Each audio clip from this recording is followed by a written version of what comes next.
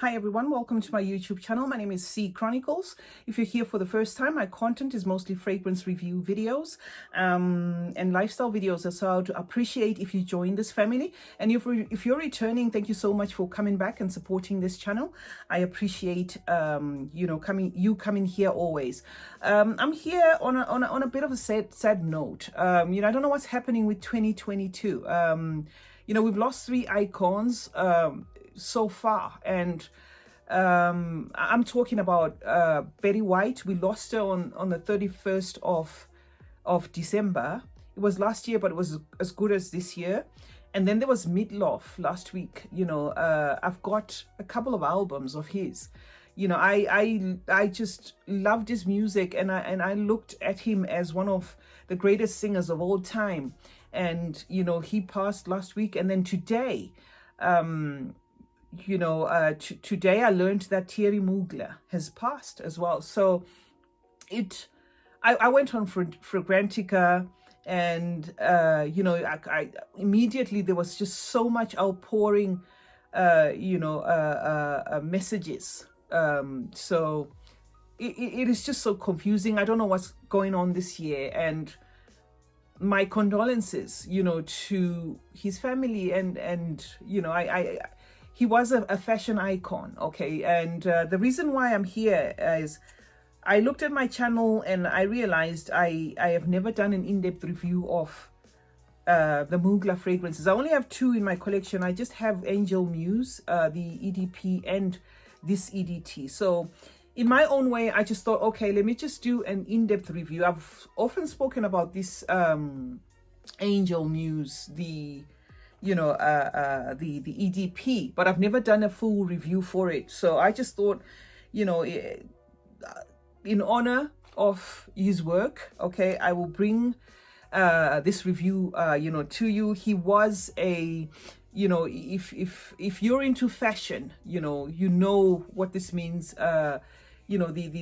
fashion industry has lost an icon. He was that talented, and he contributed a lot. He was known, for these outrageous, fashion.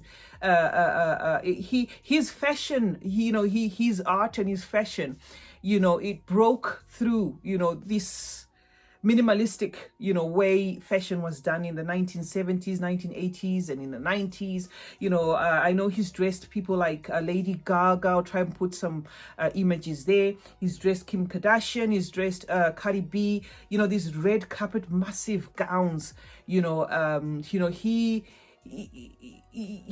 was just known as a genre busting French designer, and he dominated the runways, the European runways in the 80s and the 90s. So I feel and then he got into, or he also got into the perfume industry. So I just thought, okay, in my own little way, let me just do a review of Angel Muse, because I haven't done a full review of it. I will bring the Alien one. I know these are not new fragrances, but they're masterpieces, and this is why I just thought, okay, I'm gonna do a review of I'll bring this one maybe later this week, but I'm doing this one today. So anyway, while we talk about his work and stuff, I'm going to spray this so that it settles here. This is Angel Muse, and mine is an EDP. Okay, it's an EDP. It's not a new fragrance, guys. This is a 2016 composition, and the nose behind this, because it's also important to state that the nose here was Quentin Birch. Okay, I hope I've pronounced that correctly. That was the nose behind this for Mugler. Okay, so the opening of this fragrance, this is one fragrance that doesn't waste a lot of time. Okay, it's got pink pepper in the top, it's got some grapefruit there, it also has some hazelnut and that cocoa spread, and also has some patchouli and some vetiver. It doesn't waste time. What you get in the opening, what I'm already smelling here, is what I'll carry all through this fragrance. That's how this fragrance is like.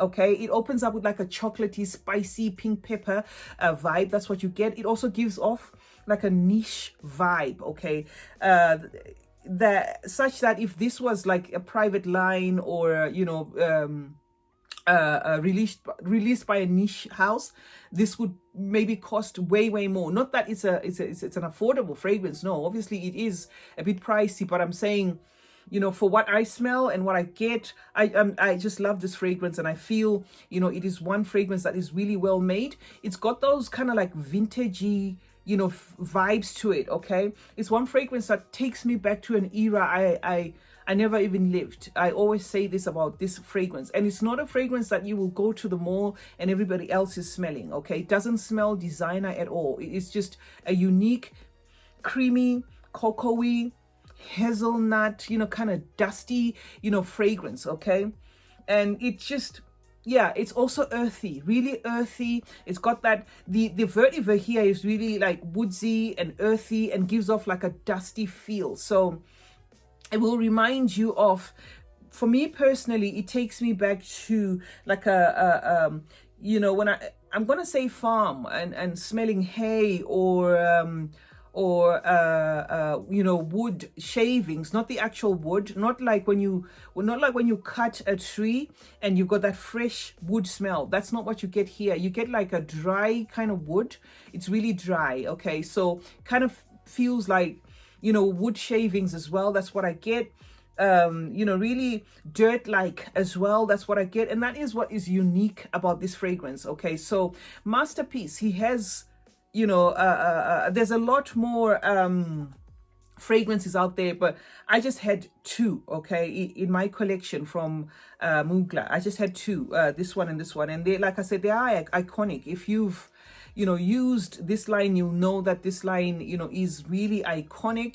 The fragrances are well made, and I just thought, you know, in my own small way, you know, let me just bring a review of this one, and I'll bring another one of this one, you know, soon enough, just as a way of appreciating Thierry Mugler's work. Okay, and, you know, a way of appreciating how much of you know, how his art, okay, the contribution that he made to the art. Okay, yeah, really beautiful. It's got a patchouli there, which is, it's quite noticeable. The patchouli is quite noticeable, but no, it's not too much. It doesn't make this green or anything. What you get more, like I said, it's just that dusty feel, very vintagey. Okay, this is a fragrance that is likely to appeal to a mature person, although, you know, if you're that kind of a person that is open-minded, you know, this will appeal to you. But I can see a younger person thinking this is a bit old, you know, but it doesn't feel as old as Chanel No. 5. It doesn't feel that old,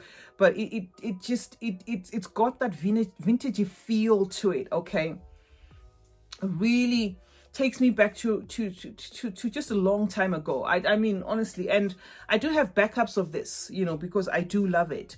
The one I kind of have challenges with is this one, you know, but I will keep it in my collection. Like I said before, I'll keep it because, you know, it is also a well-made fragrance. But this one I find a bit challenging. This I love, and I'm going to possibly add a few Muglers on my, you know, on my, what is it called?